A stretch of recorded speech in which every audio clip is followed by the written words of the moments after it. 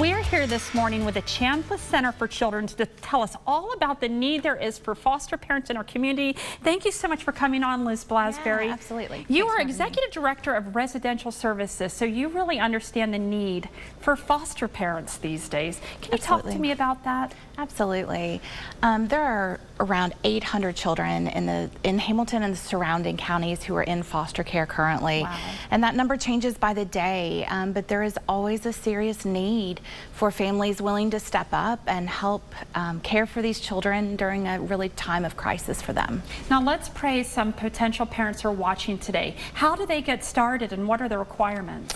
So what they would need to do is attend an online information session to just learn more about what it takes to be a foster parent, which is a series of classes and then a home study, which is all completely free. So if someone might be a little hesitant, how could you sort of not talk them into it, but share with them that their fears might be unfounded about taking this responsibility on? Yeah, so really the biggest thing is educating yourself and knowing just kind of the full picture of what it means and what an agency like ourselves can do to support a family through the process every step of the way. From first learning about a child to making sure that they feel that child is the best fit for their family to helping them in terms of parenting that child. Right. So we're here for them the whole step. Tell me about the fulfilling, sort of rewarding component of being a foster parent.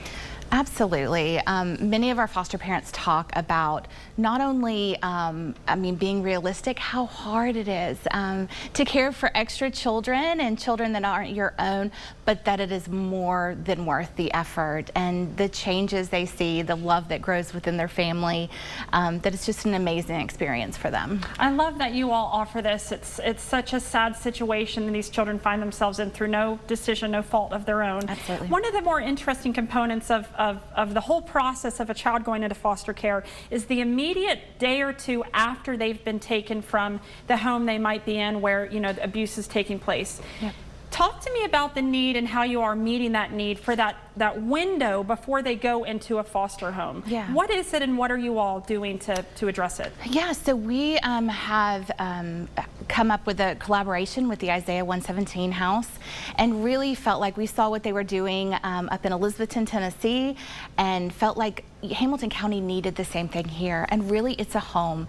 It has toys, it will be staffed with volunteers, and it is a comfortable place for on that really the most traumatic day of a child's life when they're removed from their home, that they go to this safe, comfortable home and they can stay there and wait until a foster family is identified. It's so important because these children can be taken out of their home at like 11 p.m. at night. Yep. Police are around. There might not be a foster home they can just walk into, so Yeah. I've heard stories of them having to sleep at like an investigator's floor or CPS, the floor of a facility. Yep. And this is how you address that. That's really wonderful. Absolutely. How can people support Isaiah 117 Chambliss Center for Children? What can they do?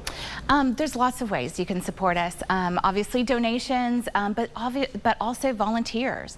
Volunteers for the Isaiah House, stepping up to learn more about being a foster parent, and even volunteering on our campus. There are so many ways that you can get involved with our agency. And you said there's 800 children today in our region that need foster homes? That are in foster homes, but that changes by the day. So new kids are coming in and homes are needed. This is really amazing, Liz, and I'm so grateful to have you on to share with our community about these babies and these teenagers that don't have a place to go.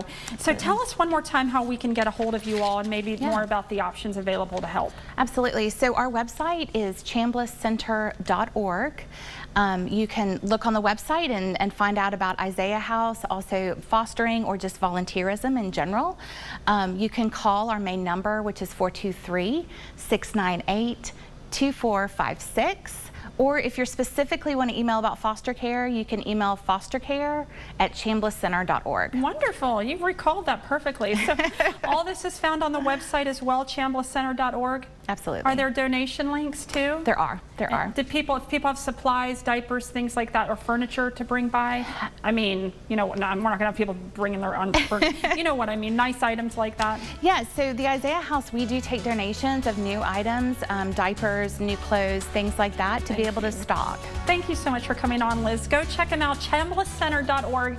We just covered a lot of great information, whether it's foster care or donating. They do a lot of wonderful work for children in our community. Thank you, Liz. Thank you.